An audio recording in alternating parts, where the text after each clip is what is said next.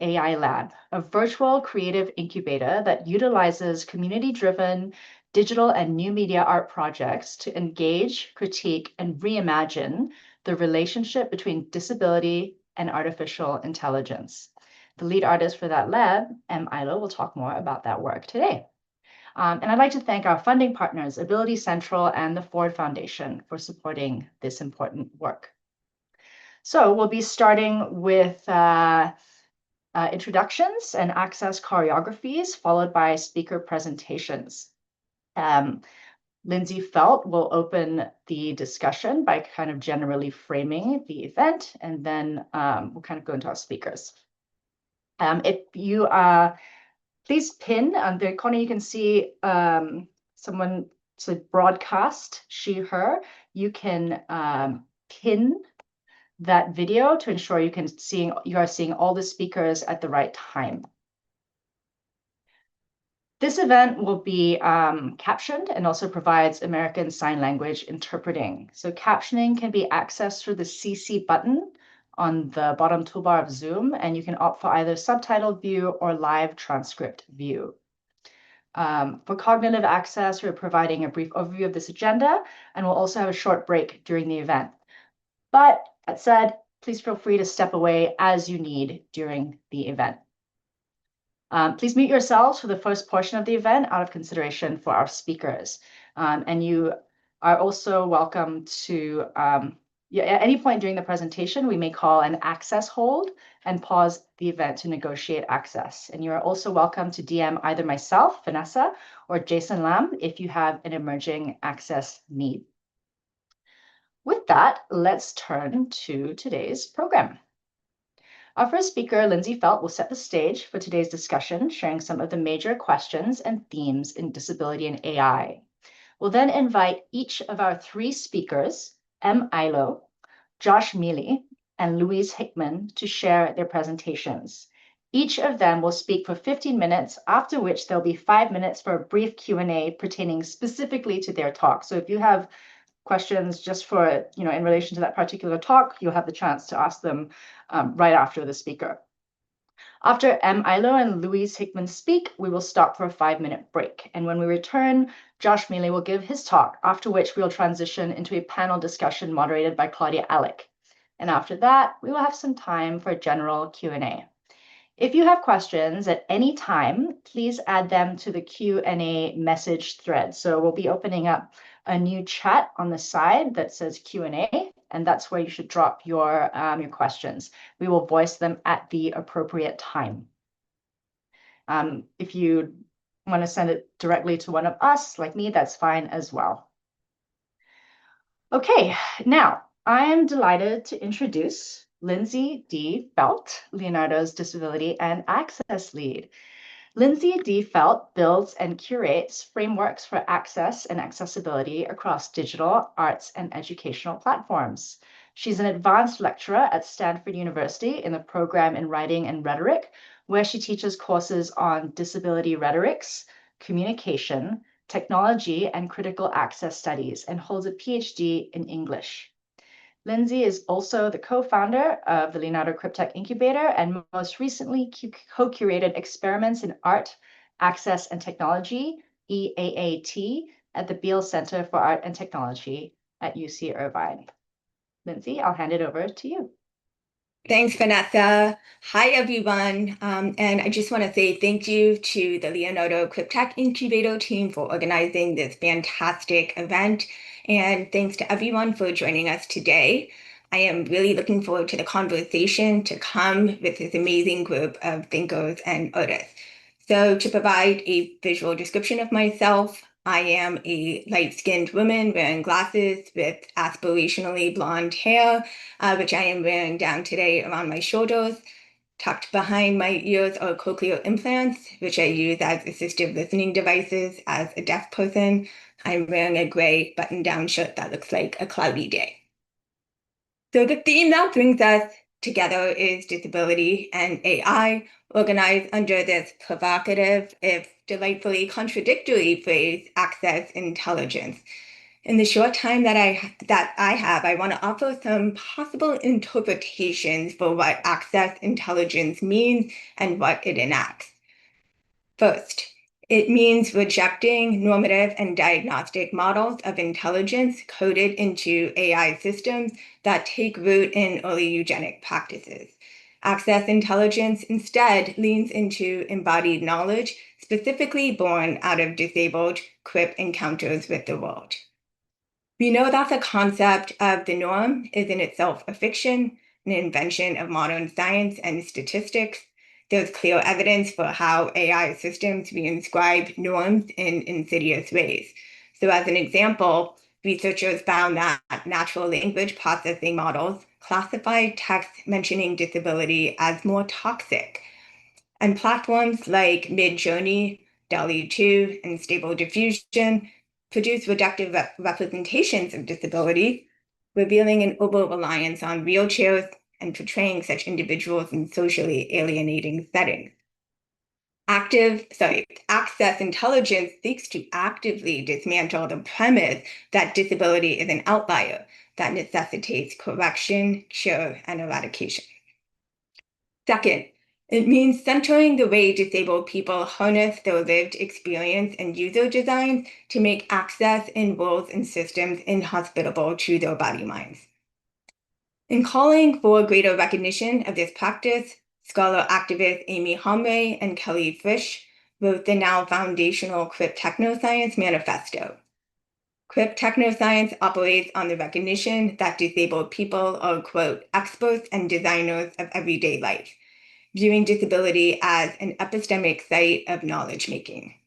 But this practice is also known as disability expertise, disability and depth gain, disability activist affordances, which describe the knowledge, skills, methods, and technology arising from disability experiences and relations. Third, it means rejecting AI as operating purely within an assistive pretext framework for disabled people, and by extension, opposes techno-solutionist narratives of AI. Scholar Mara Mills introduced the assistive pretext as the use of disability as a pretense or a test case for research ultimately directed at other goals and markets. AI applications with an assistive pretext, such as AI caption generators, have harnessed speech to text for broader uses such as content engagement, search engine optimization, and productivity uses. AI applications, even when framed as or designed to be assistive, can sometimes reproduce or even amplify ableism. Just to offer a personal example, auto captions, though they are very valuable for me on platforms like Zoom, consistently mistranslate my non-normative speech patterns in often absurd ways. Fourth, access intelligence enacts a relational, processual approach rather than a fixed product or endpoint. It is ever-evolving and unfinished. Access intelligence embraces iteration, harnessing access's creative power to transform works into other forms, such as when an artwork can become, quote, description, notation, sign language, transcription, or tactile, or even a tactile object, depending on what people need, as artist Caroline Lazard describes.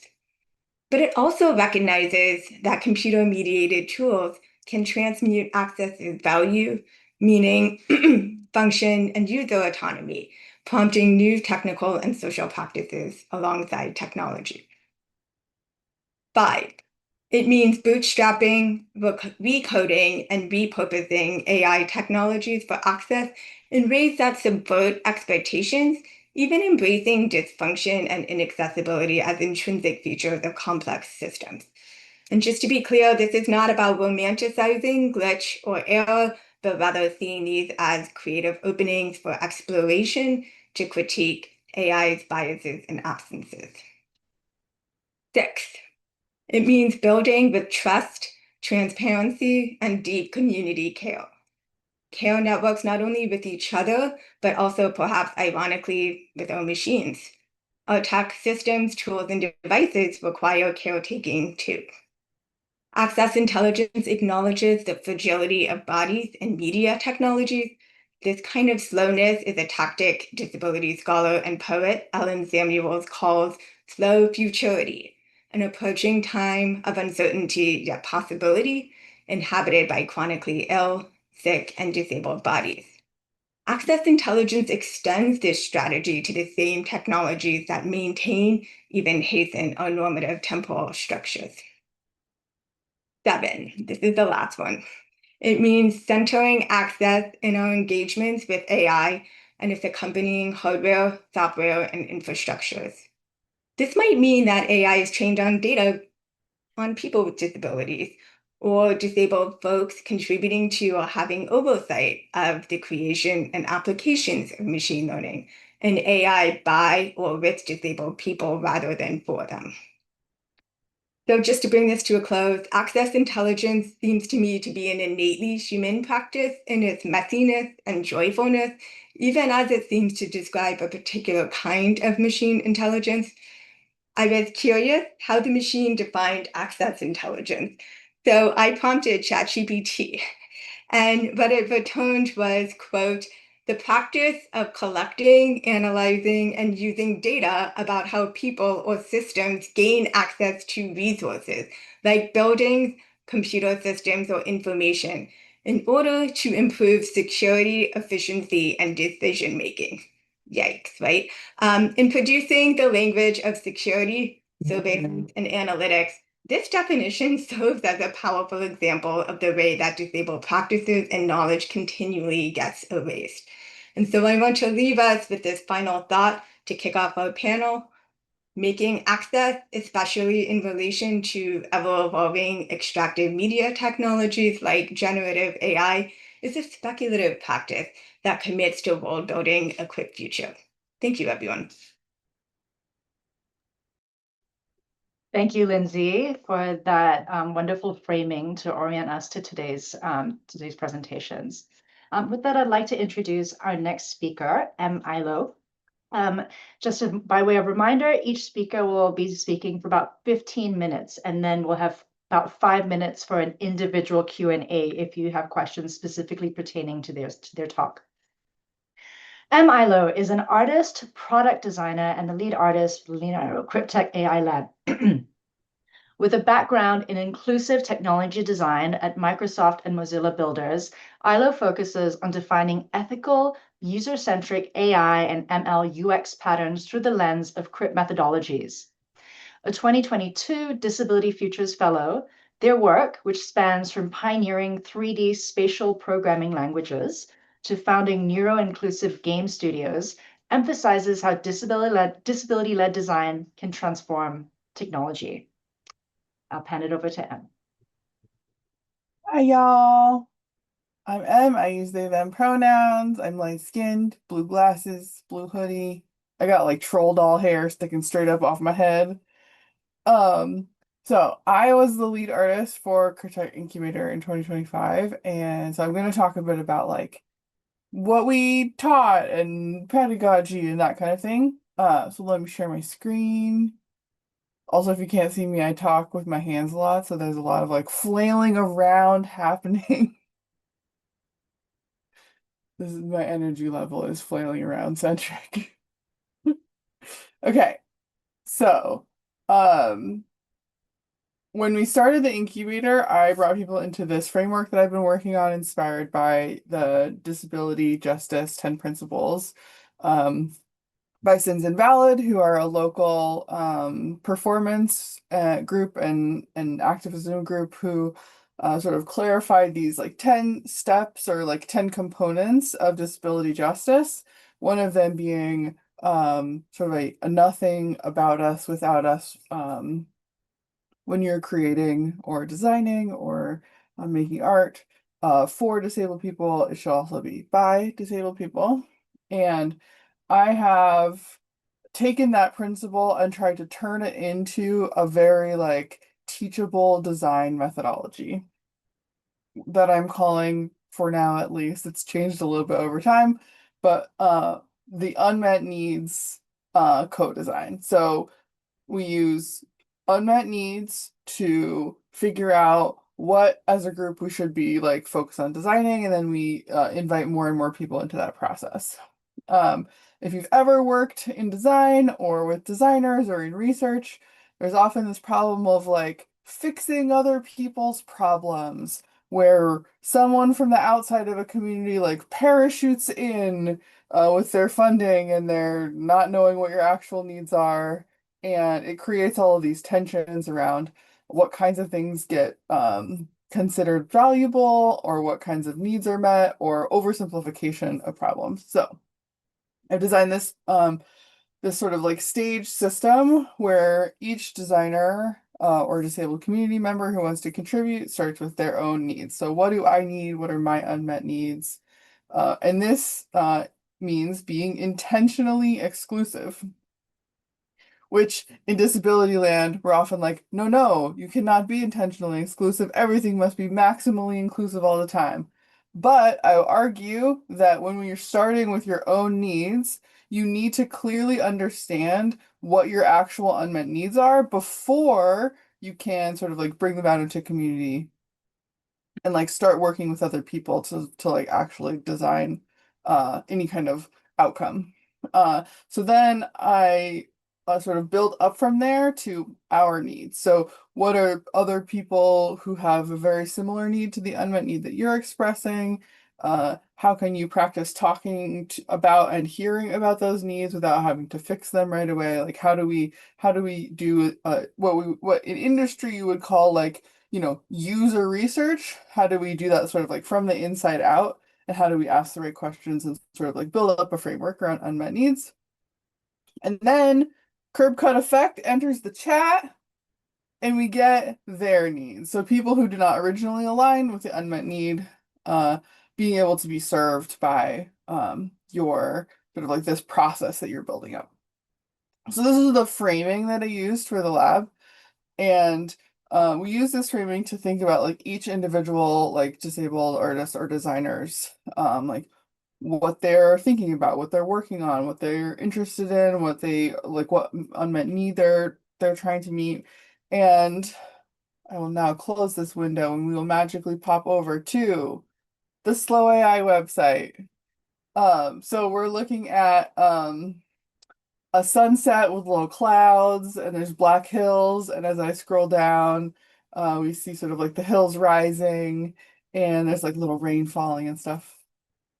And this is the sort of outcome of the incubator.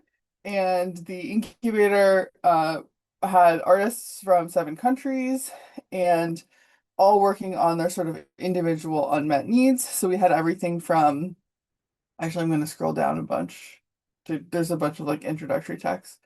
But we had an artist work on a visualizer for the impacts of leg length differences. We had an artist work on a visualizer to help them practice music despite hearing impairment. We had a person make sort of speculative advertisements for medical devices that would use sort of they'd be able to visualize things that currently chronically ill patients often get like disregarded for. We had all these different ways that people were using AI to meet these unmet needs.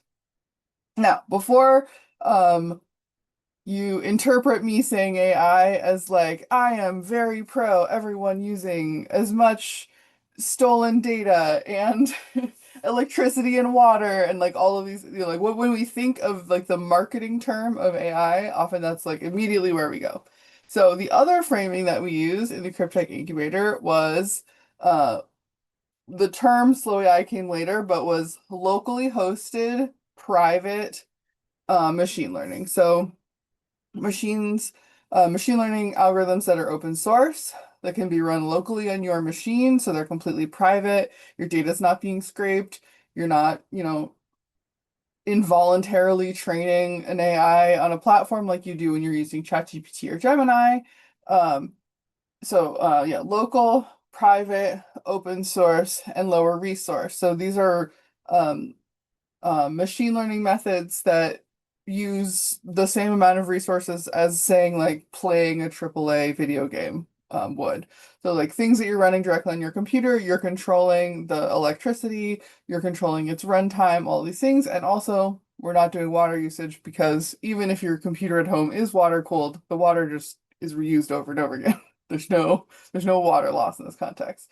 So that's part of why we have these like water themes inside of the Slow AI website is around these the values that we like made the CripTech incubator inside of. I'm going to keep going down and showing a few of the other projects.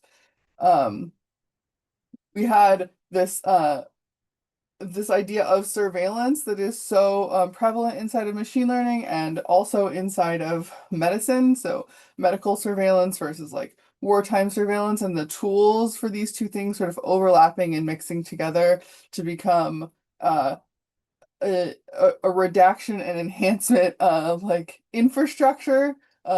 Our project is great, especially if you're blind or low vision, because it's very auditory. There's a lot of like clicking noises happening that are translating the surveillance into audio landscapes. Um, we have the Uncovery, which is this Tanya's this wild collage of like every AI tool we could possibly find and test, and how you could take all these inputs from all these different algorithms together to try and reconstruct lost memories. Movement in Squares, which is all about a cyclical process of moving from physical making into digital making and then back into physical making, using paintings and generative visual models and a recursive process of describing them, painting them, digitizing them in this endless cycle of like collaboration. And then cripping LLMs, which is an LLM that you can interact with, that its goal is to sort of teach you about and understand your relationship to ableism. And it's a very poetic experience. So instead of what we often feel like when we're experiencing chatbots is it's either like a dumb robot or maybe like a tech bro, like very trying to convince you of things constantly or like being very smarmy the way that LLMs tend to talk. This is a very like poetic experience where you're sort of digging into an internalized ableism. So there's all these different ways that these designers and artists used both the framing of like their unmet needs and also using local open source low impact machine learning techniques to and like fusing those two together into all these different ways that the artists can approach this system and this technology in innovative ways that don't just come down to how much are we exploiting and how much more can we exploit. Okay, yeah, so that is Slow AI and the CripTech Incubator. And I'm happy to answer. I have 5 minutes left, so I'm happy to answer any questions in my last 5 minutes. I can also stop sharing my screen so that I can see anyone. Nope, didn't do it right. I did it right.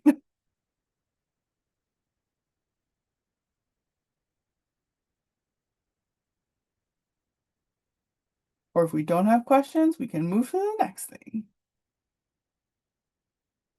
Yeah, I mean, if people don't have questions, and this is Vanessa, I have questions that I think be wonderful to kind of hear you talk about in relation to the lab and the kind of works around it. Can you talk a little bit more about the ethics and politics of slowness that inform the lab and that came to bring you this notion of slow AI and how you see that dovetailing or intersecting with disability culture? Oh yeah, okay. So, we did not invent the term slow AI for this show or for the incubator. There's a sort of growing movement of people working in similar from similar values and applying them to machine learning. So, um, it's partially inspired by both the slow fashion and the slow food movements, which also used slowness to to make interventions into like corporate like speed culture, I guess is the way you would say that. And we sort of brought that into disabled worldview, where originally the idea of slowness came from the first project I showed, which was a visualizer of the impacts of limb length differences. And how even accessible buildings can be inaccessible to people with this kind of disability, and the difference in walking speeds and walking distances and all that stuff. And that was really the project that I was like, oh, right, like when we slow as part of crip culture, and when we, when we take access pauses, when we refuse to leave anyone behind, like all of those things require like really slowing down. And also often like our culture is full of people who didn't, hit the right developmental markers at the right time, or didn't follow the path at the right pace, or are the slowest walker in the group. Like slowness is like a big part of our lived experience, but also like our intentional culture and choreography of crip spaces. So it was great to be able to like bring both a sort of growing movement of people working in machine learning in these like slower, local, like more intentional ways with our disabled culture, and really show like if you're trying to develop slowness, like disabled people are experts at slowness. Thank you, Em. And just a quick access check. Maya, the other interpreter, Jasmine, is ready to be switched to as well, if you know. There you go. And then Arden asked in the chat, I'm very curious about AI and neurodivergence. I really enjoyed your previous project about prosthetic memory, Em. So prosthetic memory, if you've never heard of this, is computer vision AI that me and my collaborator developed to artificially reminisce, because I have no long-term memory, so I don't have like nostalgia or reminiscing. I don't have those experiences. So we created a sort of tabletop machine that would let me reminisce. This project it led into my current project, which is called Heaps, which is another form of artificial memory, but more like a video game, where any kind of journals or books or anything you've read, you can dump that all into Heaps, and it will create a 3D world for you to explore as a part of sort of enabling neurodivergent people who struggle with linear memory tasks to experience exploration and spatial memory instead of like just like traditional forms of like linear reading or inaccessible like onboard memory. Great, thank you. Thank you, Em. I think that that brings us to kind of next next speaker. So we'll have more time for Q&A at the end. All right. Yes, but thank you. Hearts and applause for Em, as always. With that, I'd like to introduce our next speaker, Louise Hickman. And Louise Hickman is a Wellcome Early Career Fellow leading the project Algorithmic Kitchen, Recipes for Disability-Led Health Technology Design at the University of Cambridge. She is also a research associate with the Minderoo Center of Technology and Democracy. Her research draws on critical disability studies, feminist labor studies, and science and technology studies to examine the historical and socio-technical conditions of access work, particularly how access is produced and mediated through human labor, assistive systems, and economic structures. Previously, she was a senior research officer at the London School of Economics and contributed to the Ada Lovelace Institute's Just AI Network on Data and AI Ethics. She holds a PhD in communication from the University of California, San Diego. And today, Jason Lam will be screen sharing Louise's slides. Just a note for our producer. Jason will be sharing Louise's slides as Louise delivers the talk. With that, I will hand it over to Louise, and let's just kind of make sure that everybody's tech is aligned as we get going. Hang on, I'm just moving my screen around as we have a last minute change around with the slides as they were not working. Hi, my name is Louise Hickman. My pronouns are she, her. My visual description, I have my hair up in a high ponytail, which is not seen from the screen.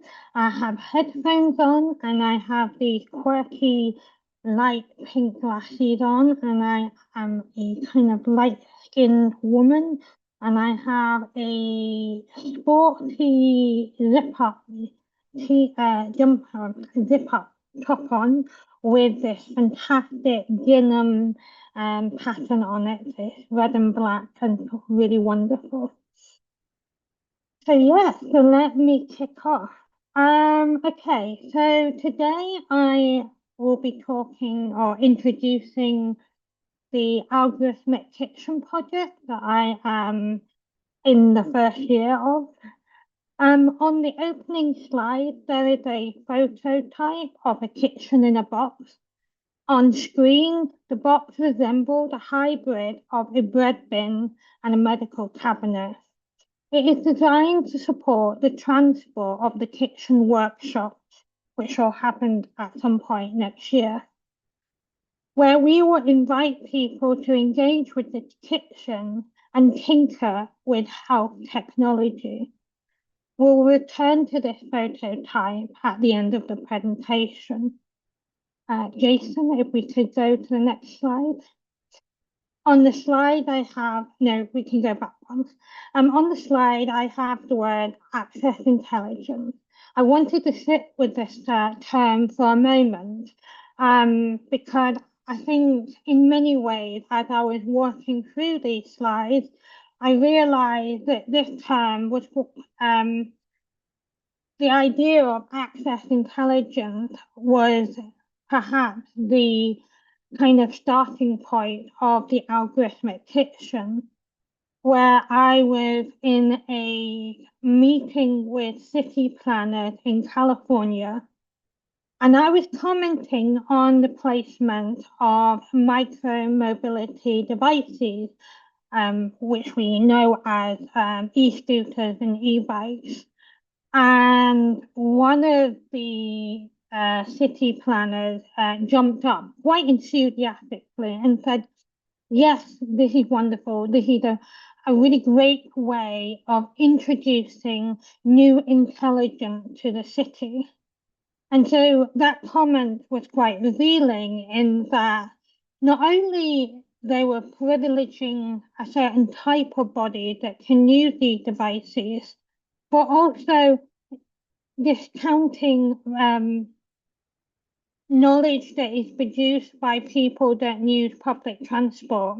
And if there's a city like San Diego, which is predominantly a car city, the type of knowledge to move around the city using public transport, it relies on forms of intelligence of staying safe, staying away from bus stops that are near the entrance of freeways, which is quite bizarre to me now that I've moved back to the UK.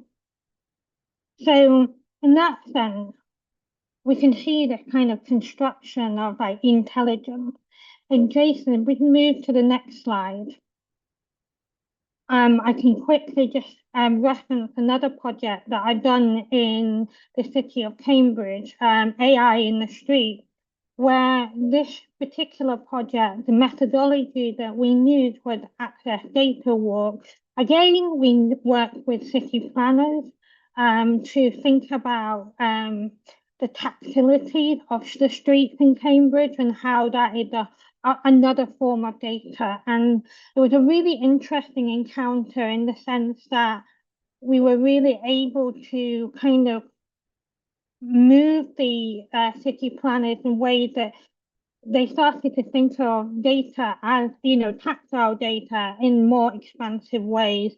There were instances where somebody, when we were doing a walk, there was somebody using a white cane who cut across the group and was using the drain coverage as a way to navigate through the street. So this was quite shocking to the city planners in ways that were really interesting and provided a fiction. So, and we move to the next slide. So in this sense, I guess I'm shifting the focus now to the algorithmic kitchen. If the words on the slide are tinkering in the home, question mark. So, what, in that sense, shifting the focus inside our home, I'm hoping that the algorithmic kitchen project can draw on knowledge that is perhaps, I'm just going to do an access hold for 1 second. I'm just going to shift my notes. Hang on.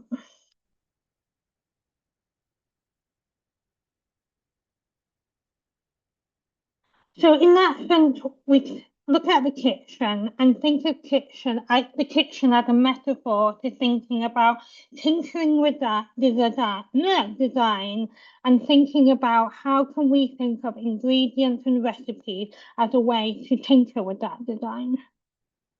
So if we move to the next slide.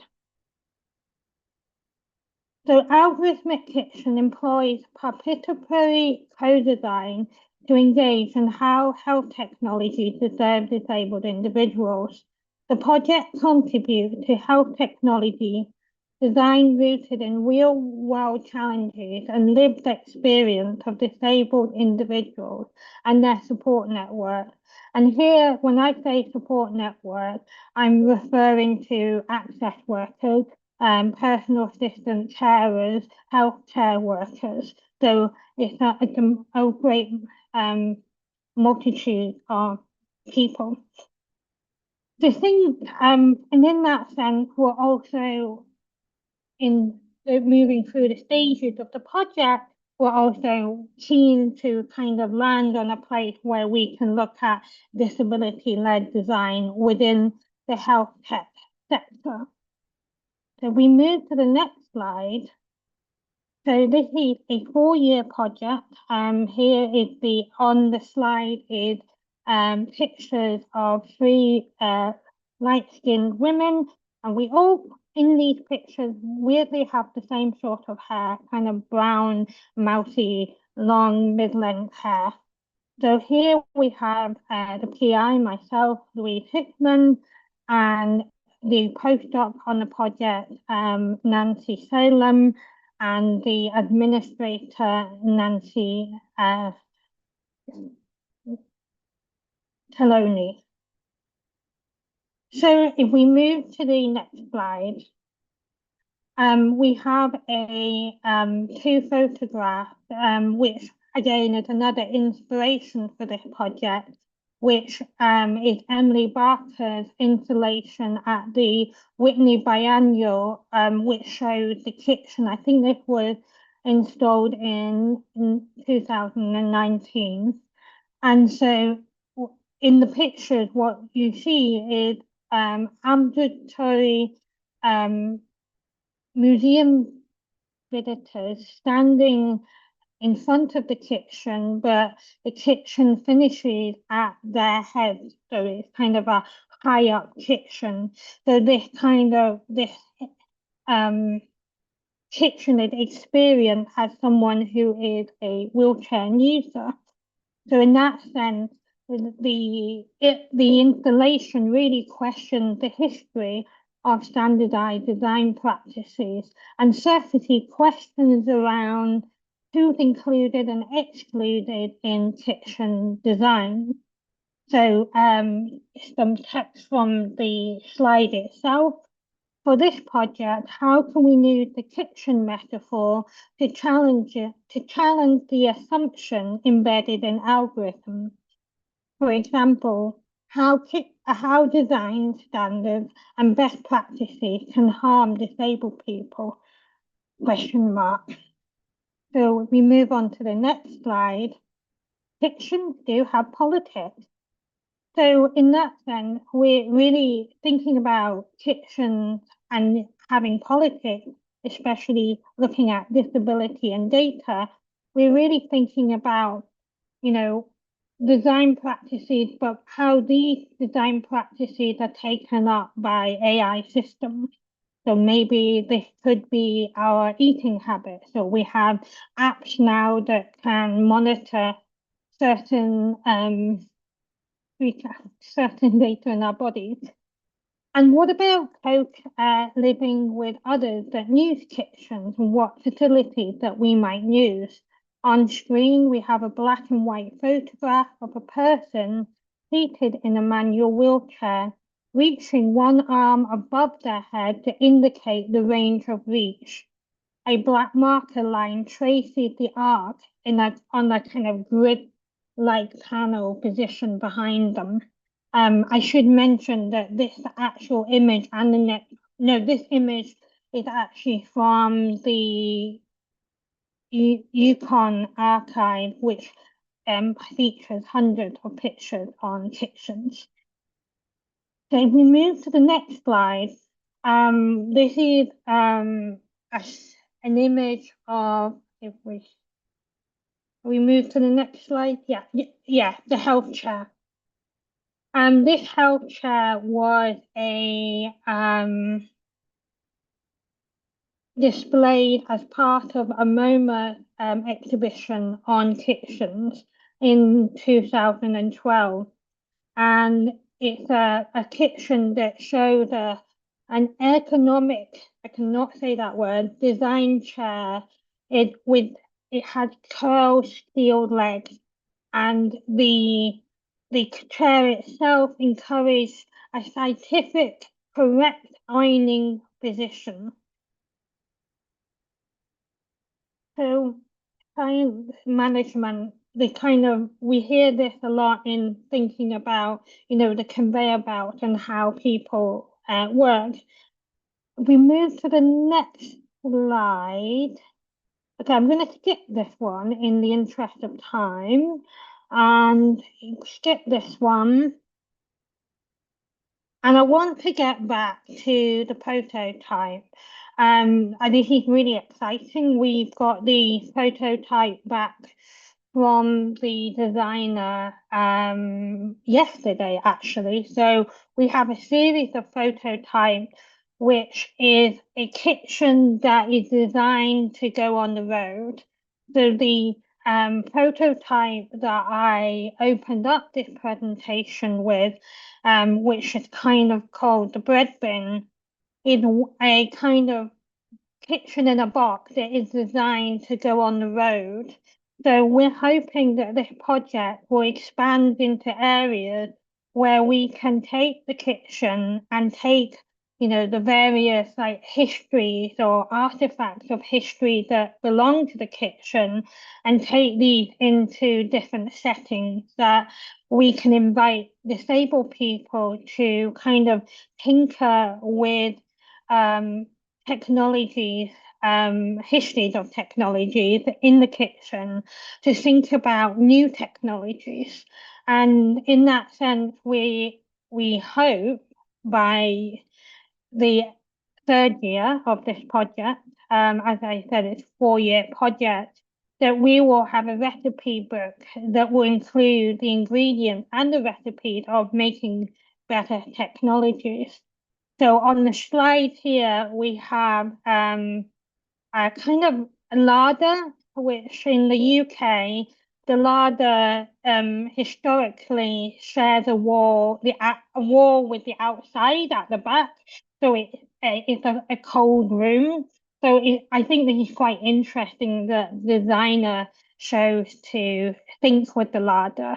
And so I'm not sure if we're going to go with this one yet, but it's kind of ripping up the curiosity cabinet that might be popular at some point in the museum to think about differences and disability. And so instead, we're swapping out the curiosity cabinet with a kind of more kitchen metaphor to think, kitchen as an archive, kitchen that is a lab, a kitchen is a experimental space.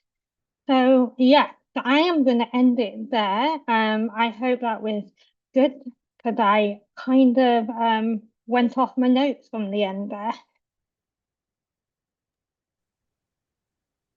Thank you so much, Louise. We have a few minutes for questions. If anyone had questions to ask Louise.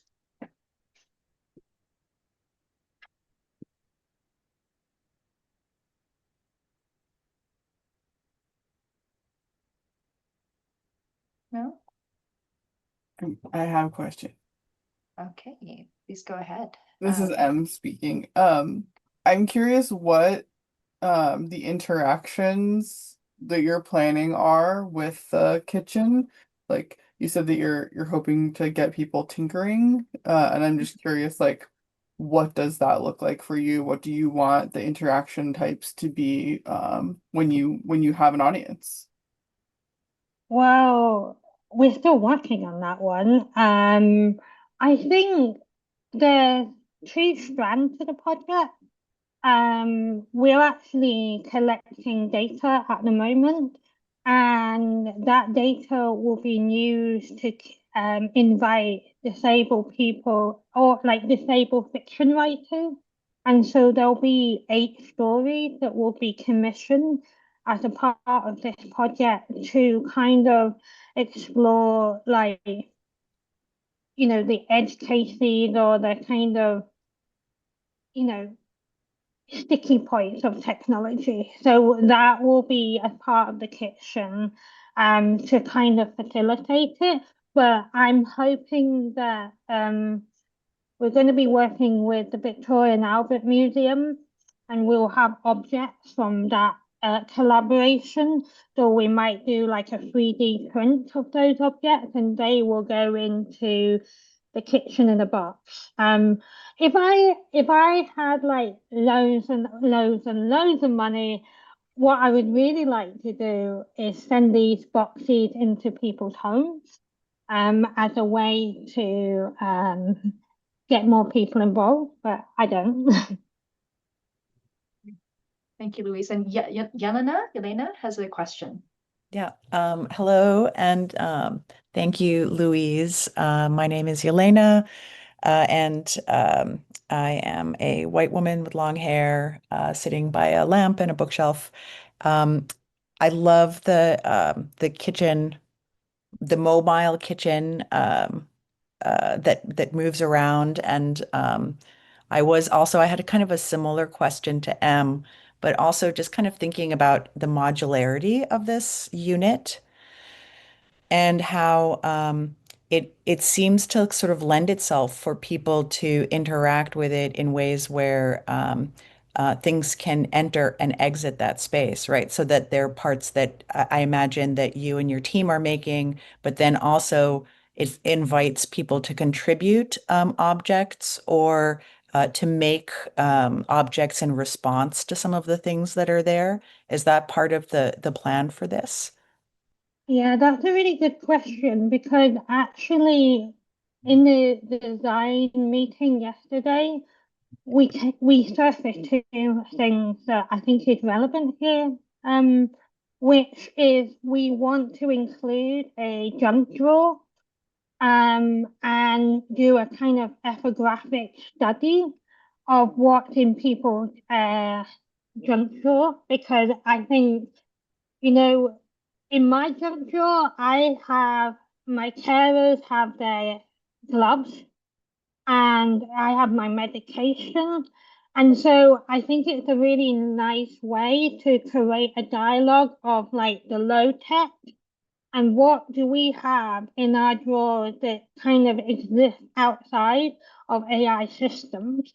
So I think that's really cool. And then the other thing that came up yesterday, which is more modular in terms of thinking about the kitchen, is how we create surfaces for maybe somebody in a wheelchair to interact. So I don't know, you know those dinner trays that you need to get with the bean bags underneath, and that you can put that on your lap. And we were like, oh yeah, it'll be really cool to include something like that. So in that way, the usability as well as the artifacts, as well as what people have in our homes. So yeah, thank you. Great. Thank you so much, Louise. And thank you for your presentation. Thank you for these questions. We actually are, okay, just a comment here from Yelena. I also love the idea of the space, the kitchen, that is usually the most personal at the heart of the home as something that circulates as a public and political site. Love the junk drawer. All right, with that, we've arrived at the time we've allocated for a short break. So in about, on Pacific time, it's 10:56. We'll come back at 11. So please take the chance to take a bio break, take a stretch, do whatever it is you need to get settled, and we'll all return shortly. And at 11 Pacific time, Josh Miele will come and give us a talk. Thank you all to come back and join us.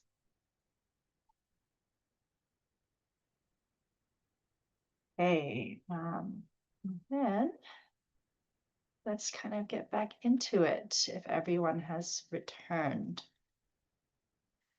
So I'd like to return from the break by introducing Josh Miele. So Joshua A. Miele is a blind scientist, designer, author, and disability scholar. He writes, advises, and collaborates widely on accessible design, disability-inclusive research methods, and the disability experience, with understandable emphasis on blindness and low vision. He's a 2021 MacArthur Fellow, Distinguished Fellow of Disability, Accessibility, and Design at UC Berkeley's Othering and Belonging Institute, and an Amazon Design Scholar focusing on accessible experiences for Amazon devices. He has a bachelor's degree in physics and a PhD in psychoacoustics from the University of California at Berkeley. With that, Josh, I'll hand it over to you. Thank you very much. I'm going to get things organized here for myself. Let's see. I want to see if I can find the timer. Let's see. There we go. Okay. And I will thank you so much for inviting me to talk. I feel a little bit at a loss. I hope this is of interest to the artists in the group. I consider myself an incidental artist, not a practicing artist. I do art, but I do many things. So I'll start with a quick. I noticed that a number of people did visual descriptions of themselves. I will do that as well, although I feel quite conflicted about the importance of visual descriptions. As a blind person, I often don't get visual descriptions of people's faces or bodies, and I actually don't really miss it. I'm much more interested in people's identity than in what they look like, how they present. And in a sense, by offering a visual description, I feel like we give inappropriate privilege or disproportionate emphasis to the visual representation of identity, because really what a visual description is trying to do is infer identity from visual presentation. And so it's a representation of a representation, really. And I'd rather dig down and sort of understand identity and who someone is rather than focus on what they look like. So, but for fun, I will tell you that I am a middle-aged white presenting guy with shortish dark curly hair, extensive facial burns with one eye, my right eye, covered with scar tissue. So and I'll leave it at that. My identity, who I am, is sort of partially covered in the introduction. It's really amazing to be included in this group. I am so appreciative of the art and thoughtful thinking about art that others have given, and I will offer some thoughts about my own art making and what I think is going on in some of the disability and art making.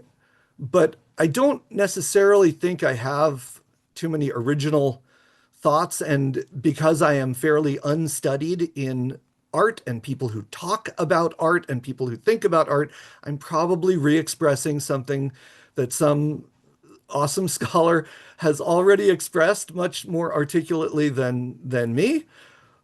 But like art, we express the same things over and over again in our art, in our writing, in our culture, and so maybe I'll offer some new takes on old themes here. As a designer, as a disability scholar, and a creator of accessible experiences, I think about art very much in the vein of, or my art, except the sort of my accessible art practice.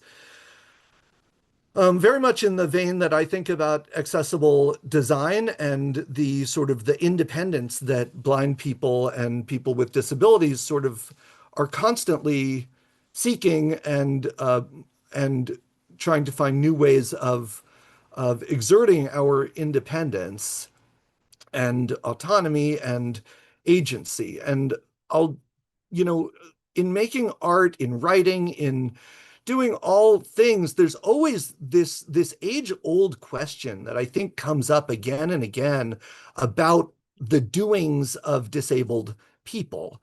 And that is, did he do it, or did they do it themselves? Like, oh, you know, you got into college because you were disabled. They needed to fill their quota.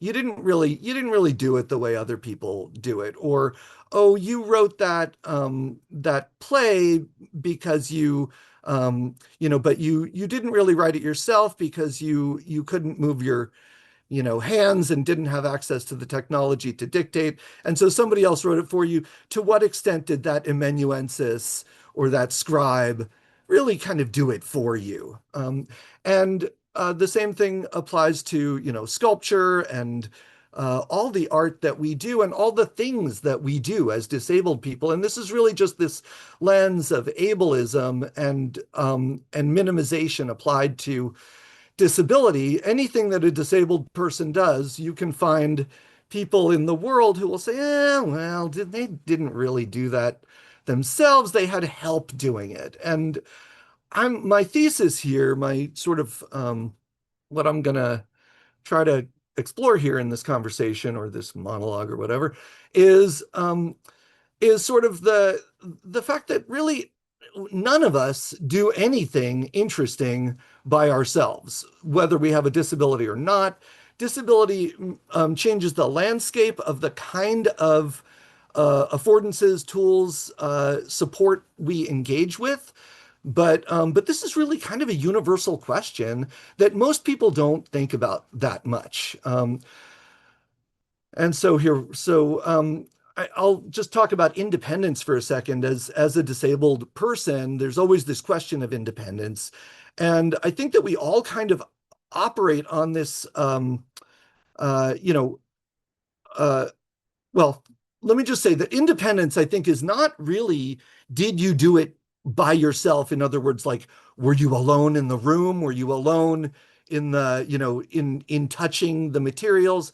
it's not really about did you do it by yourself. It's really about did you have autonomy and control? Were you the one as a disabled person or as anybody who was guiding and in sort of in charge of the outcome, in charge of the way it would be? And whether you are using paintbrushes, I mean, somebody made those paintbrushes somewhere else. Like you didn't make those paintbrushes probably. You probably didn't mix your pigments, whether you have a disability or not. You definitely didn't weave your canvas, and you probably didn't stretch it yourself.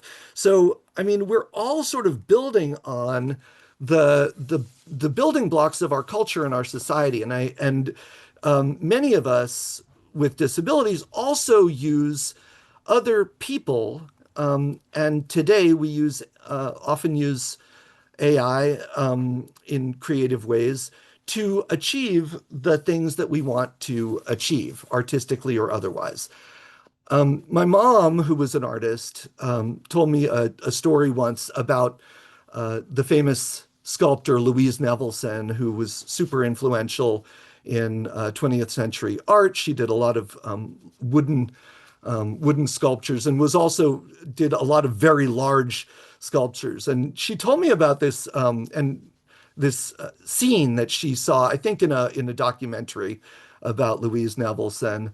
And Louise is directing an assistant up on a ladder, moving this very heavy piece. I think she was working in metal on this sculpture. And I may get all of these details wrong. Some of you may know the actual scene I'm describing.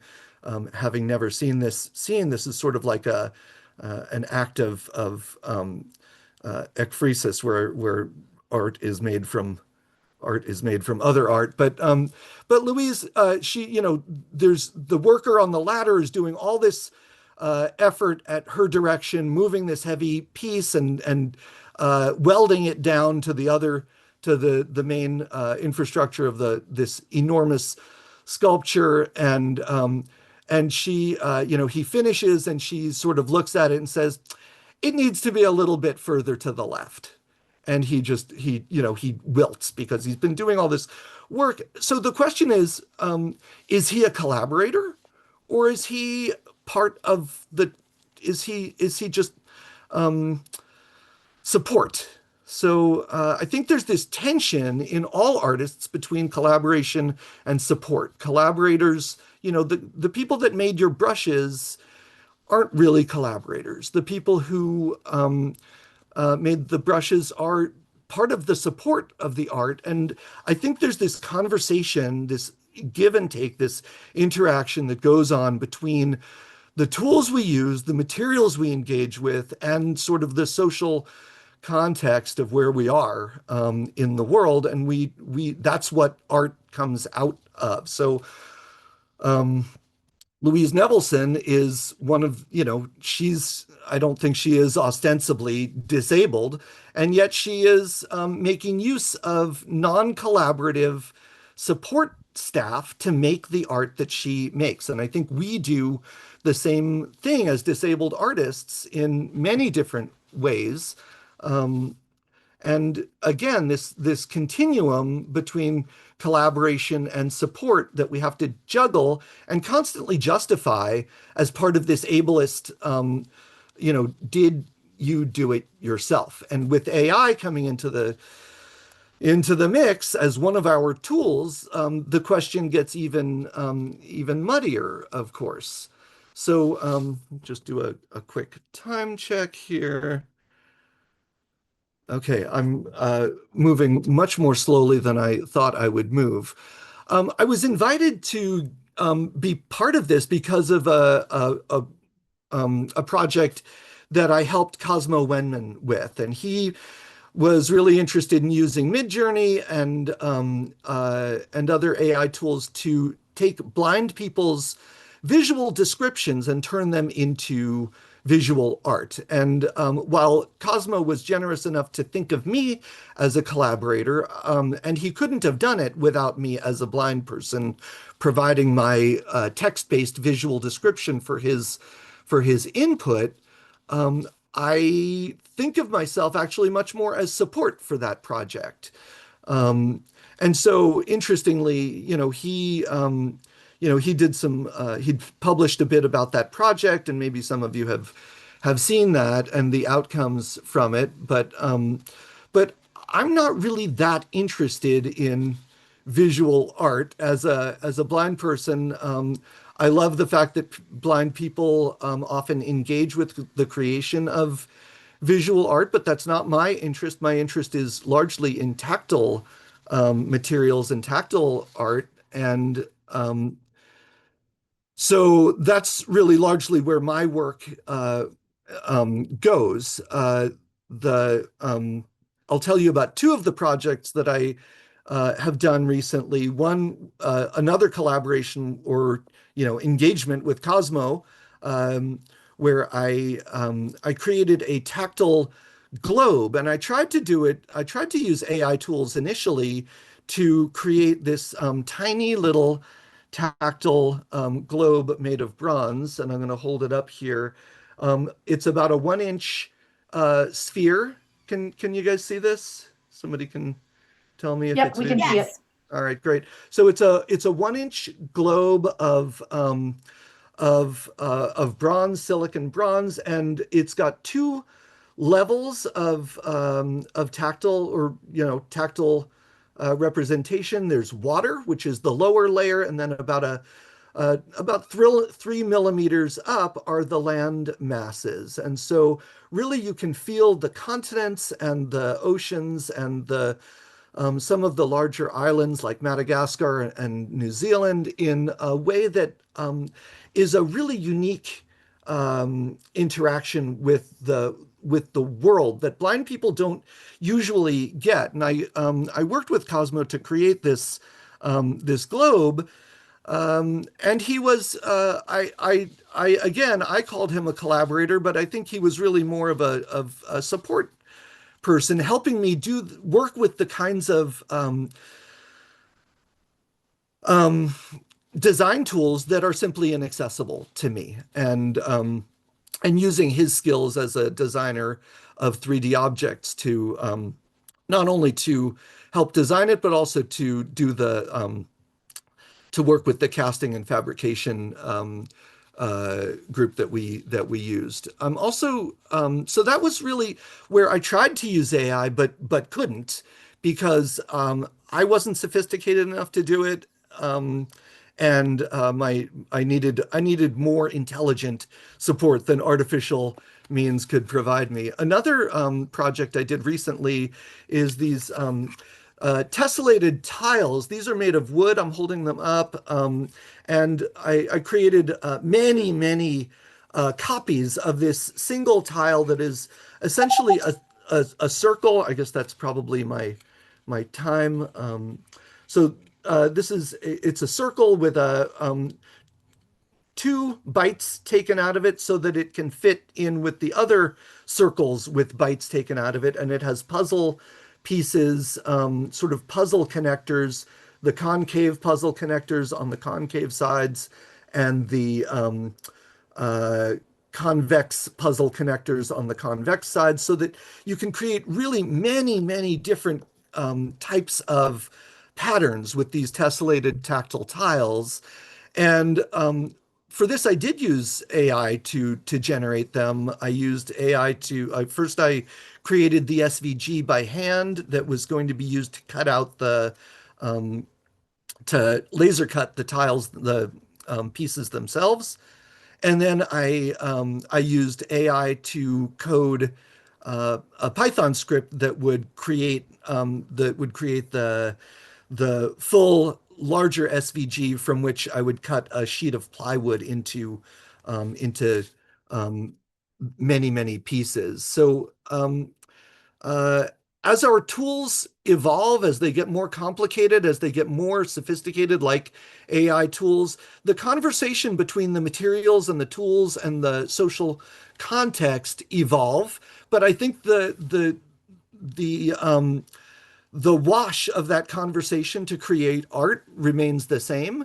And I think as long as we, you know, while um, while people with disabilities will, continue to create art and continue to both collaborate and receive support from individuals and from AI tools, there will never be we will never escape the question of did they do it themselves until ableism is gone. And I don't have any real optimistic hope that we will banish it anytime soon. I want to thank you for letting me be part of this conversation. Thank you so much, Josh. And to our producer, we can switch interpreters now as the next interpreter is ready. So we have, we've got about a minute for an individual question for Josh, or and then we can kind of switch into the larger moderated conversation. So I see Corbett Joan O'Toole has a question. Yeah, hi. Josh, thank you for this great presentation. Since we only have 1 minute, I'm an old white disabled queer. And my question is the scale of your globe. As a sighted person and somebody with arthritic hands, a 1-inch sphere would be confusing to me. It wouldn't be useful to me. So I wondered why that particular scale works for you. So I think scale is, thank you, Corbett, and I love you and know you. And so your visual description is a pale shadow of who the part of you that I know you to be. So the scale is really important, and there are so many globes that are large that provide so much detail. You can see, if you have a globe that's the size of a basketball or a classroom globe, you can feel mountain ranges and you can feel, island chains. If you have a globe such as they have at Perkins that they designed for Helen Keller, that's 12 feet in diameter, you can feel, individual lakes and so on. But shrinking it down in this way gives a perspective that is really special, in that you can see the whole thing at once. You can put an entire continent under a fingertip and feel the outline of the continent and know what shape it is. I am now, with this tiny little globe, I can now put my finger down anywhere on that globe and know where it is. I know the shape and relationships of the continents now from this tiny globe in a way that is not possible from a larger standard-sized globe. So I think the scale is super important. As you shrink, you lose detail, but you gain a global perspective that is missing from the larger globes, if that helps. Great. Thank you, Josh. We have other questions, but we need to move into our moderated questions section. So if you could put them into the Q&A, we'll try and either integrate it into the discussion or ask them when we have some time at the end. Okay, with that, we're going to move into a broader kind of moderated discussion. And for that, I'm delighted to invite Claudia Alick on screen to moderate between all our speakers. So I'm going to introduce Claudia, who will then provide a brief kind of summary of key points that have been kind of touched on over the last hour or so, before inviting all our speakers, Lindsey, M, Louise, and Josh, back on screen to have a larger discussion. So Claudia Alick is a cultural producer, performer, and inclusion expert. Among many other projects and initiatives, and there are many, Claudia is the founding executive producer of the transmedia social justice company Calling Up.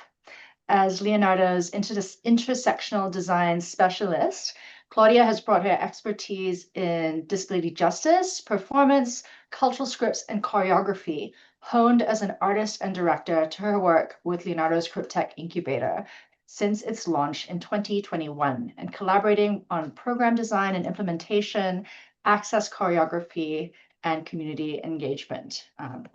And I'm delighted to hand it over to Claudia to bring us to the next phase of our event. Thank you so much, Vanessa. I'm going to request if I could be made a co-host, because I don't see the button that says Q&A or questions, and that might be invisible to me because I don't have co-host powers. We don't have a Q&A because not everybody has that version of Zoom, so we couldn't do it. Everyone needs to have the latest version of Zoom to do the thread, so it's just in the main section.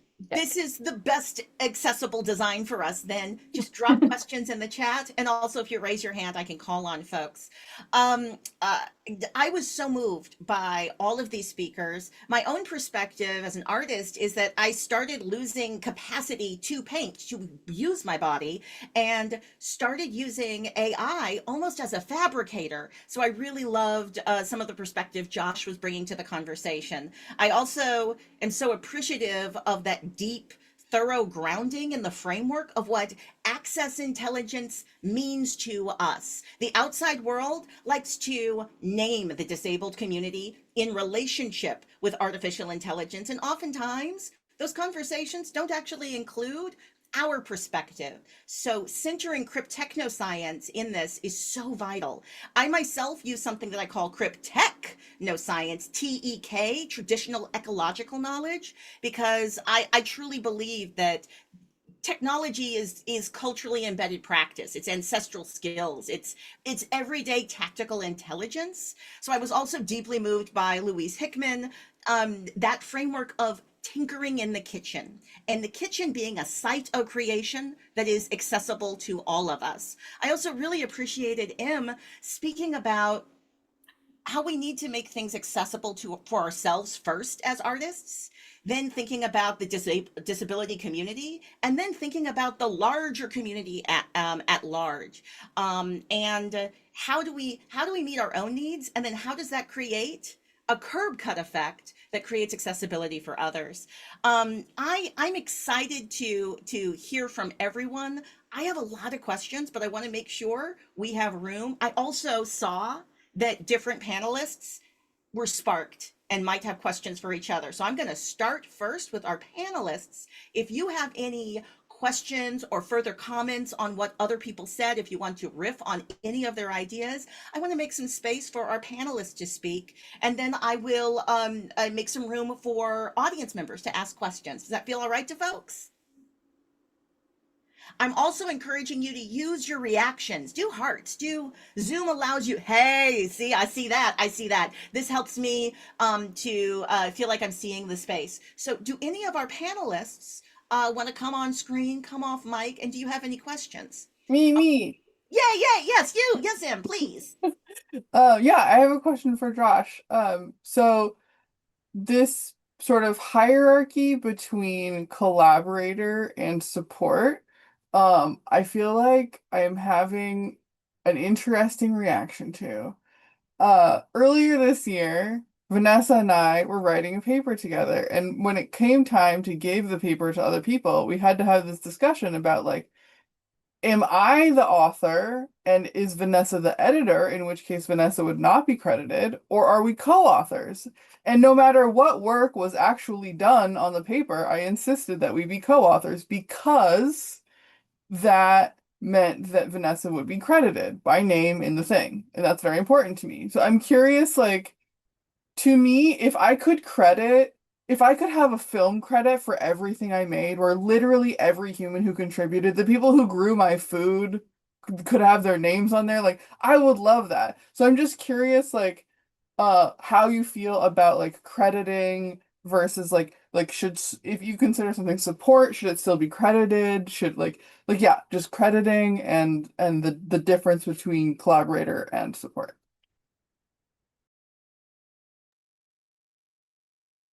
You are muted. Am I unmuted? Yes. Okay, sorry about that.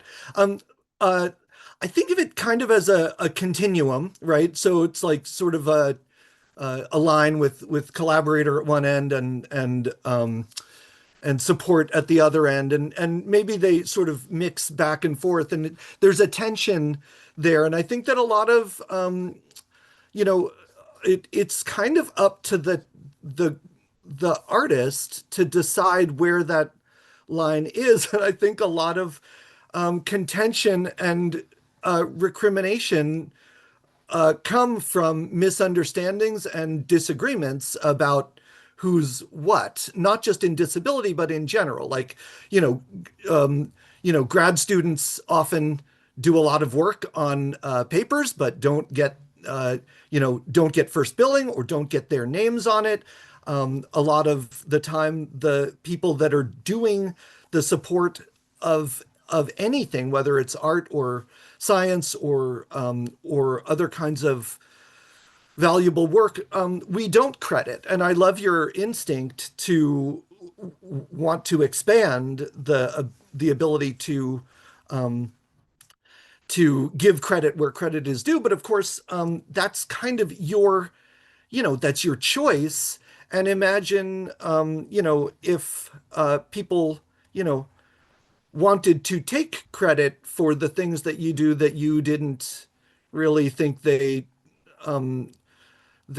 contributed to in the ways that they think. So, I mean, I think this is like a conversation that has to happen with a lot of people that work together to understand what the relationships are. And we as disabled people have to have those conversations. I think in the context of our disability and in the context of accessibility and support and people who enable us to do the things that we need another pair of hands, pair of eyes, single eye, whatever, hand, doesn't matter. But if we need assistance doing something, then the question is, what was that assistance? Was there creativity that was contributed? And I guess one of the part of the was it were you was there a contribution that was creative, or was it just mechanical or logistical, right? And I think those are all the questions that go into it. And I don't know. I could keep talking, but I won't. No, you're doing brilliant. I want you all to keep talking. Louise Hickman, I believe you have something to add. I do. I'm quite excited by this question. This actually kicked off my PhD. Is when I was in grad school, I was using captioners to attend classes, and I got to a point during my coursework where I found it really difficult to kind of deny the existence of captioners when I'm actually building my own knowledge, because I felt in that knowledge production, they were a part of that. So as a researcher, I've been grappling with this question for years. And in my kind of like write-up of the PhD, I used the term access worker, which is find its history in the UK system. Historically, you could hire an access worker. And I've been really interrogated that term in a way that's been really provocative. But since we're here today talking about access intelligence, it's really interesting to see like how, knowledge production or artistic practice can be taken up by both people, humans, and technologies. So it's not one or the other, but we can distribute this and we can think about it in really funky, creative ways. So I'm really excited by that question. I feel like you have something to add. And also, we brought Lindsey up on screen. I hope you don't mind, but you are on screen with us. And if you have anything you want to add, Lindsey, please feel free. But what do you got to add? Okay, so the term AI was originally like brought into active practice by McCarthy, and he made this decision to sort of divide the symbolic manipulation AI, which is what the current field is named, and it's basically like he wanted to do machines that, did manipulation of numbers and words and also could be trained for specific things like playing chess. Like it happened in the 50s. It's like a really specific moment. And before that, we actually called the entire field of machine learning cybernetics. And cybernetics was a field where you studied the way that groups and individual things, people, machines communicated with each other. So like you're saying, Louise, like the machine communicating with the human communicating with the human, like these these interactions, that was the original field. Cybernetics was the original field. AI sort of like got a divorce from very intentionally because McCarthy didn't want to have to sort of like deal with the more like social or relational aspects that were embedded in cybernetics. And that is why we now have the field of symbolic manipulation AI. And it's like more distant from its like other pedagogical cousins, I guess I'd say. So I think like your point about like how the communication works, who's doing it, all those things, like that was originally embedded in the study of cybernetics. I just wanted to add that history. As we're kind of doing a bit of history, Josh mentioned amanuensis, and there's one etymology of amanuensis, which is literally translated as a pair of hands, which is really interesting when you're thinking about the history of who does the writing, who co-production, etc. And of course, historically, women were the amanuenses. And so often, like Milton, right? Like Milton, um, uh, his daughter was his amanuensis, who transcribed all of his poems because he was blind and, could not at the time write.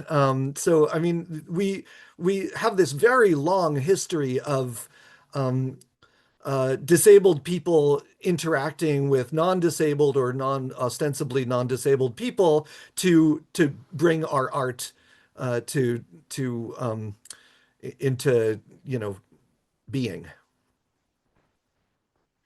Yes, please, Lindsey. I thought I saw you do some body language that indicated you had something to add. I would love to hear it. I also see Erica dropping some amazing comments, and so I'm going to bring those into the conversation in a moment. And Alicia, I didn't forget you. You had a question like 10 minutes ago. I'm going to get back to you. But Lindsey, what do you have to add? Thanks, Claudia. I just want to say I'm loving this conversation and lots of ideas are spoken. And just to build on this, really thinking about what Josh and Louise and Em said, this sort of notion of collaboration versus support, and also like, and you initially were asking about like, what does that mean in the context of writing, right, as a kind of creative and knowledge production practice. And this is something that I'm really interested in. My regular day job is as an instructor of writing. So I am teaching college students how to write, research papers and how to do research. And this is a question that continually comes up. I mean, it has been like earth-shattering for folks, well, in higher education in general. So it's like, what does it mean ethically when you bring this conversation into the world for, using AI to support or write for you? And to be honest, this is sort of an open-ended question for me that I'm still wrestling with. But it feels like the flavor is a little different when we're using machines to write versus humans, but maybe I'm being persuaded that it's not so different. I can jump in quickly. Just to add a quick comment, Lindsay, is when I was teaching at San Diego, I would use one captioner for all my teaching. And there was this one particular occasion where the caption was up on the screen behind me, and the students could see themselves speaking. And they got into a really passionate debate about whether a captioner should include ums and ahs. And it was a really interesting moment because there was this argument that speech should just be clean, but then others were like, "Oh, but yeah, but we think we use these pauses as a way to express ourselves." So I think pedagogically that was a really interesting moment, and as you were talking, I was reminded of that, and it was a really rich teaching moment. Can I just do a really quick response here? I love that comment because I had a student with a stutter, and that was actually the precise critique of AI captions that it would erase those stutter entirely. And so they took on this project where they wanted to build the stutters back into the captions, like in the post-production. And it was an amazing project and did a whole sort of poetic recording. So I think that's a really important critique to flag for us. I love this conversation so much. My own speech pattern has a lot of ums, and I use the word like interstitially all the time, but it's part of the poetry of my speech. I did a one person show, and an audience member didn't understand that I had written a script that sounded like how I talk. So it had likes and ums. They thought I was improvising on stage. When I use the artificial intelligence captioning tools for my videos, there's a button that I can hit that gets rid of the ums and likes and extra speech. And I never click that button because that's not what I said. I love this conversation. Erica in the chat said, interesting points everyone brings to the question, collaborator or not. I wonder if the idea of disillusion of self can be a way to talk about it. And I'm not saying loss of self is bad, maybe expanded self or expanded intelligence or expanded individual. Erica, I love this comment. We could talk about that, just one comment, for about a half an hour. But I also want to make sure there is room for Alicia had a question in the audience, and I wanted to make sure we didn't lose it before we get back into a big conversation. Alicia, what was your question? You can just voice it, or you can type it into the chat. Either works. I'm here. Hello. Thank you very much, Claudia. And it was amazing to see everybody's presentations. Especially very much appreciate, Josh, your clarity communicating your presentation. And this is in line with my question. I believe that AI is definitely a great thing when we want to make it a great thing, and it is not when we want it to not make it a great thing. And one thing that I am curious is, how far are we, Josh, from universal access for people who are blind, having access to tactile information?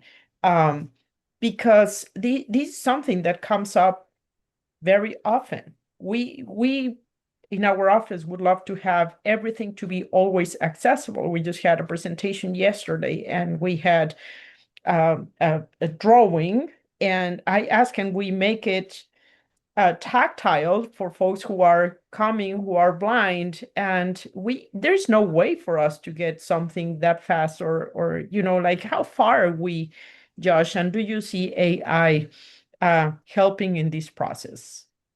Thank you. Hi, Alicia. Great to hear your voice. Yeah, no, we're very far from universal access, and we may AI may be part of the solution, but the thing is that I think the best way that we can use AI tooling in providing access is by recognizing that what we've been living with until now, I think, is really a huge accessibility compromise, in that things often need to be designed for everyone, which often means that that there's a large number of people that it doesn't serve. So the promise of AI, I think, is that if we can use it intelligently, individuals may be able to carry tools around with them, digital tools that allow them to customize the kind of access that they want, whether it's tactile or visual or auditory or a combination of those things. I think that information accessibility is always something that if done right should be adaptive and adapted to the individual. And so I think that's if we ever get there, that's where we're headed. And but it's it's a ways off probably. I feel like we might have somebody who can speak to the fact that this AI technology, the outputs are not always digital outputs. There's machinery that allows you to have physical outputs. Is there anyone who wanted to speak to that? Well, I saw Erica in the audience said 3D print if drawing is digital. Interesting. I want to move us to a larger question, if this is okay. I want to move us to the question. Oh yeah, Claudia, go I'm sorry, I ahead. just saw your comment. If you Oh, go want for a it. drawing to be tactile, you can print it on swell paper. Swell paper is it's the thing that you use to make braille, but you can print basically anything you want on it. There's a local artist in San Francisco, Ray, who makes tactile drawings using swell paper. And I'll just say that I do a lot of tactile, tactile drawing, tactile graphics, 3D printing, all of those things are things that I am, engaged with and use. However, just making something tactile doesn't mean that it's accessible. The design and the way something gets designed and represented using tactile methods is super critical. Just just because you take a photograph and make it into something that you can touch has nothing to do with whether or not a blind person will be able to interpret it. So there's many layers to it. It's not just a matter of turning something abstract or digital or visual into something you can touch. These are such good points. So this is the larger question, and I'm bringing it up towards the end of our conversation. I love that I'm like, let's talk about the big, gigantic question. But yeah, again, as a disabled artist who has used artificial intelligence to allow myself to dance all over the country, an avatar of me dancing some other place that's fueled by artificial intelligence. That was great accessibility for me. But I also felt guilty about the impacts on the world. Like, I'm not only doing the slow AI that M taught us to do on my own local machines, I'm sometimes using a chat GPT or some other system that's having really big environmental impacts. I shared the AI data center next door. I read that book to an audience of folks because we really wanted to grapple with what is the impact we are having. So this is my question for y'all. Considering the present impacts of artificial intelligence, I'm just curious about what you think the future of all of this is. Are there interventions that we need to do to make this work? I want to also make space for somebody to say, actually, I think we should stop using it altogether. No more artificial intelligence. So I just like to put it all on the table and invite you to reflect on the future of this field through the lens of access intelligence.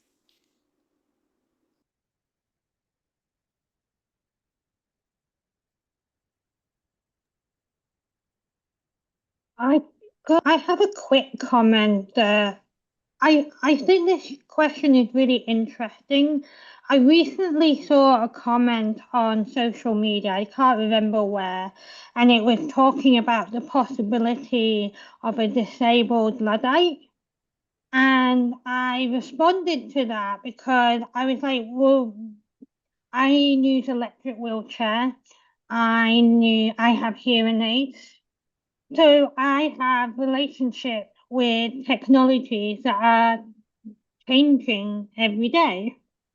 And so to be a disability Luddite, it puts me in conflict with the technologies that I need on my every day.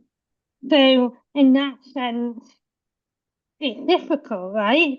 To come down one side or the other. But the other side of my kind of researcher is I've been working in policy for the last 5 years, is I've been working on policies that there was a report that like BSL is not for sale, which is about investment in procurement of sign language and AI.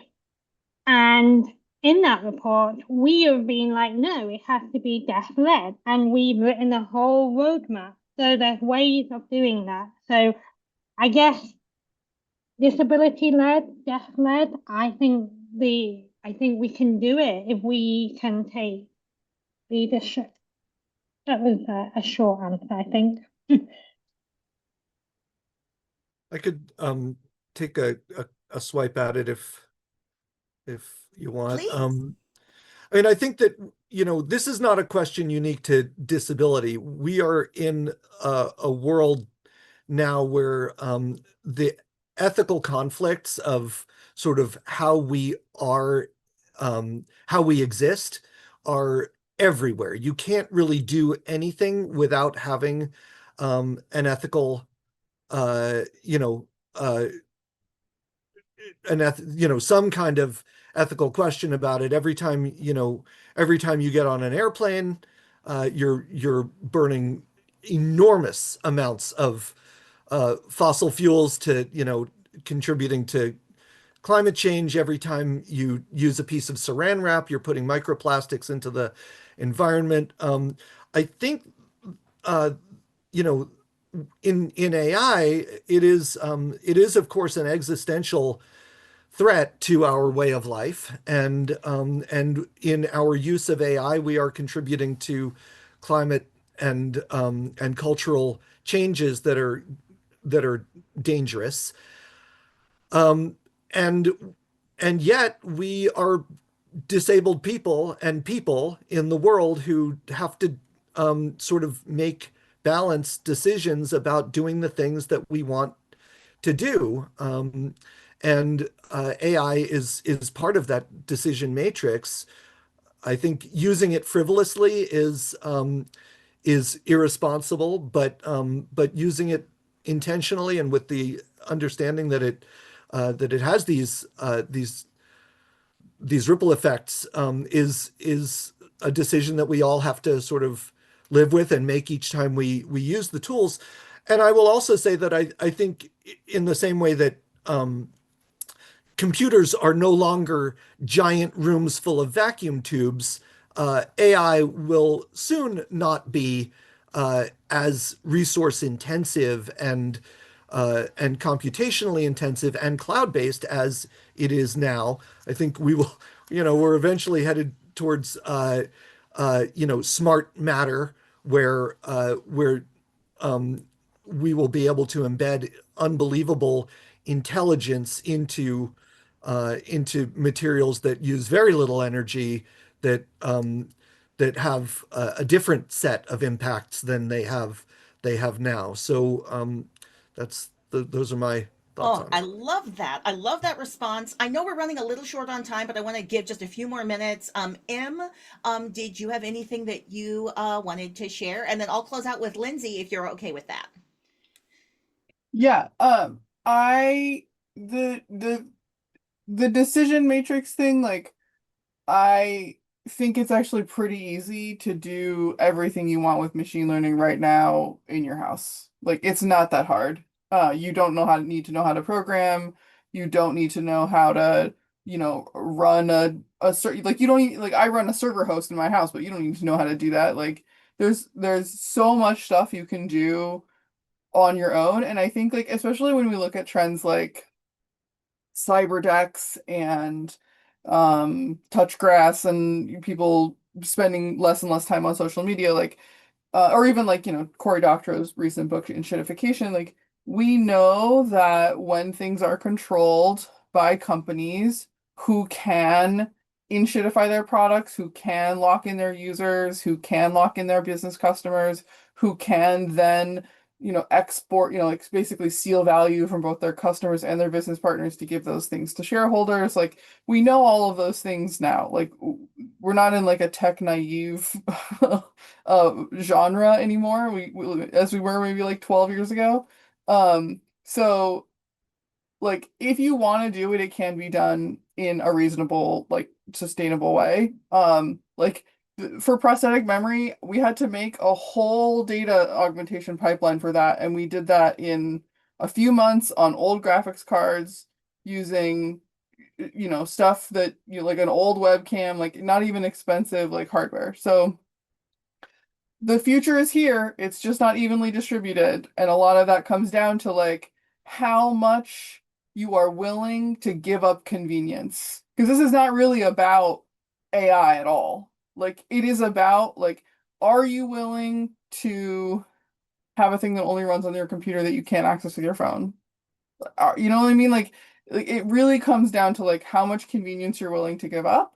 And the more you're willing to like make things yourself, um, is or even like work closely with a small community of people, like the more that you will have power and agency over what giant corporations and the cloud infrastructure is trying to do, which is essentially to turn everything into rent, turn all knowledge work, all computing, all access to software, all access to food, to transportation. Like the goal of the industry at the moment is to turn everything into rent, and the more you can divest from anything that demands rent from you, whether that's Adobe or, ChatGPT or like literally anything, Uber, the more you have control over the future of what these technologies will look like for our entire community. Sorry, that was my soapbox. That was the best soapbox ever. Louise agreed so much that their screen was full of thumbs up. Thumbs up were just raining all over. I know that I have had very excited body language because I agree with everything you're saying so hard. I love that Josh is like speaking to stuff that doesn't totally exist yet, and you're talking about how the future is here. It's just not equally distributed. Any final closing remark, Lindsey, on the future? I was actually going to say, I think we should leave it with where M. I mean, I can't follow that. That was just brilliant. So, and if anything, if there was time for one more question, I would rather yield that to the audience. Well, we actually went all the way to our time. I believe we captured most of our audience questions. And but are there any more? Actually, let me take a moment. Slow down. Are there any other questions? I am full of such gratitude to have so many experienced folks who have such beautiful perspectives that you're able to articulate. You've got my brain buzzing, and I'm going to be thinking about a lot of these ideas over the coming months. I believe I should hand the microphone back to Vanessa for any closing remarks. But just thank you, thank you, thank you to these amazing panelists. This is the conversation about access intelligence.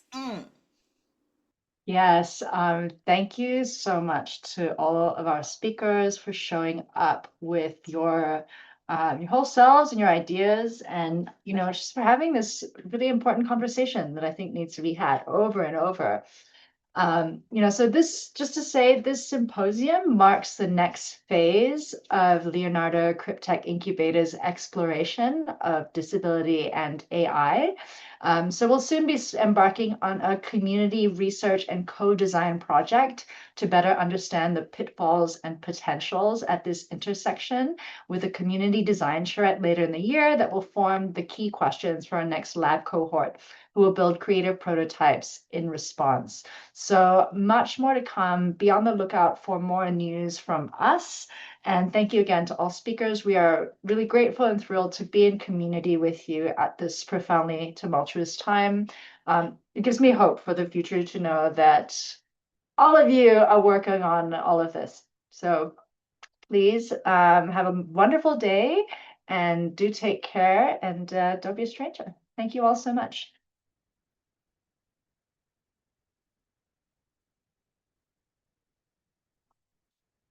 All right.